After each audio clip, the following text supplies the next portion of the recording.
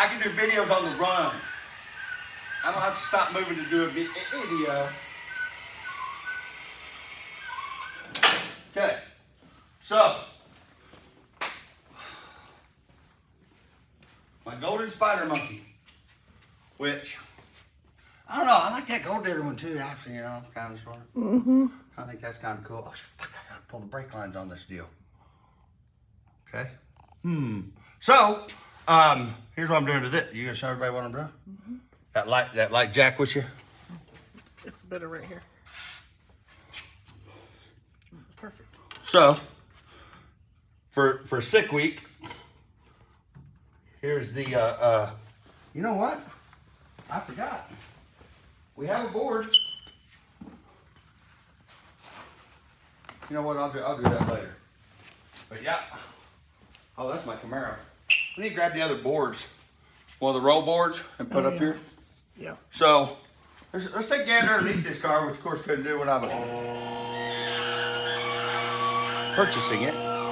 But it had both had a 456 gear, it had a 433 gear in it. Doesn't matter, it's still way too low. So, it had some carburetor issues, fixed the carburetor issues, reset the timing on it. Put the right spark plugs in it. There's either a set of older dart heads, and that uses the peanut plug.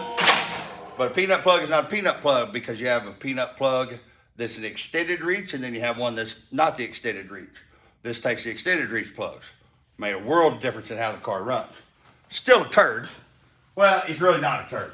Compared to what I normally drive, yeah, it's kind of hard to get wound up. But when we were running it the other day at 6,000 RPM with that gear in it, we were GPSing it about 116 mile an hour. So based on the weight of the car and all that, it's not a punk motor. I estimate it probably makes, I don't know, 650, somewhere around in there. It's a good little motor. I mean, it's got some nice pieces and parts in it.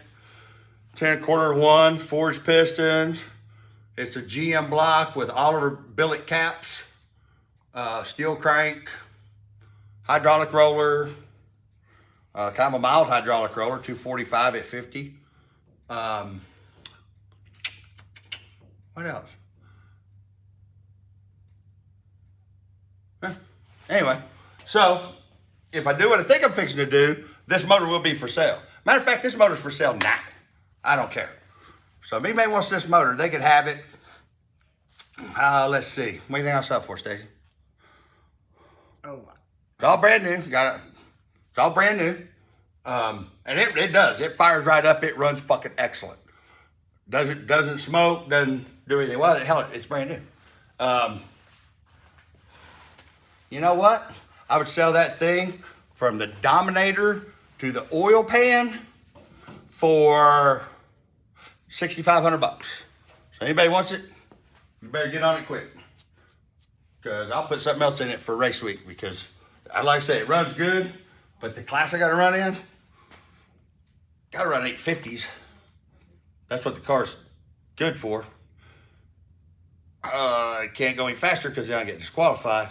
So maybe I'll get disqualified. If I do it right, I'll get disqualified.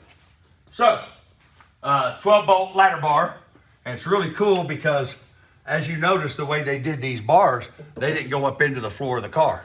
So the back seat and all that stuff's still good. It's got a very unique bracing system that I've never seen on a 12-bolt. A lot of people don't like 12 bolts. They don't think 12 bolts are strong enough. Blah, blah, blah, blah, blah. I personally, and I'm burning cornbread on myself saying this, but I've never broke a 12 bolt. And I've been in the 8s with a 12 bolt, never broke one. But that's what all this bracing, and this is where they put the wheelie bar tabs, but all of this wasn't done for wheelie bars. This was actually done to brace this rear end and take all the flex out of it. Which is funny because they didn't put the billet caps on the damn thing. They did all that and then didn't do the billet caps. But it's got the TA cover that supports them anyway. So right now I'm fixing to pop the rear end out. The wheels on this thing, it's a mini tub, but it's a typical thing.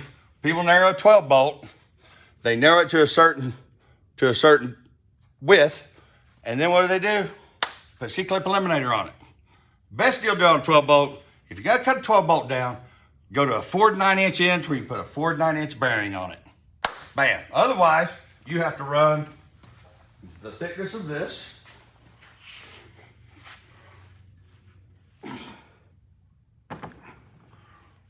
You got that, and that one up there. So those two together sticks the fucking rear end out an inch, which makes you put, there's like a 13-inch wheel, but look at that backspace. That's like some late model Corvette Camaro type shit. And no offset on the outside really to speak of. Things that make you say, So, the first upgrade we're gonna do, we're gonna change the gear, we're gonna narrow the rear end 1 inch on each side. That'll give me the ability to pull the tire up underneath the car and set the car down. So, I gotta get this rear end out because my brother's coming over to get it, take it to his shop to chop it down for me. Since we got lots of nice spline on this thing, I can just turn around and take an inch of spline off. Is that right? Let me tape measure out. You gotta quit taking my stuff, Stacy.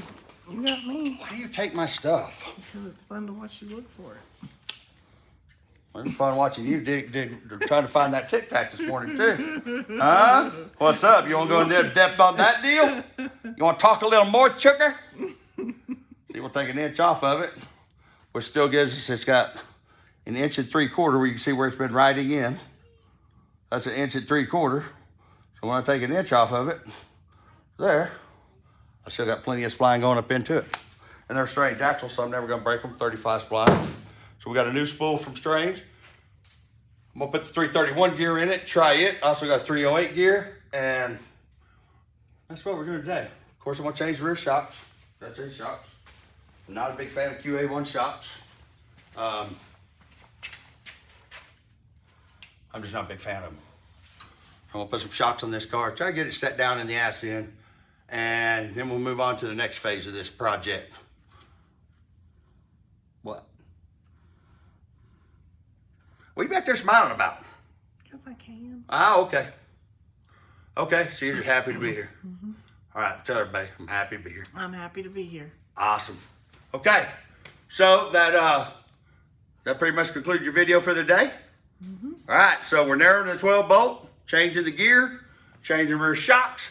Gotta try to set this bitch down on the ground in the back end. And I'll do that, I'll actually lower it down in the back end before I do the front end. And that way it'll look like I got hydraulics. We're out.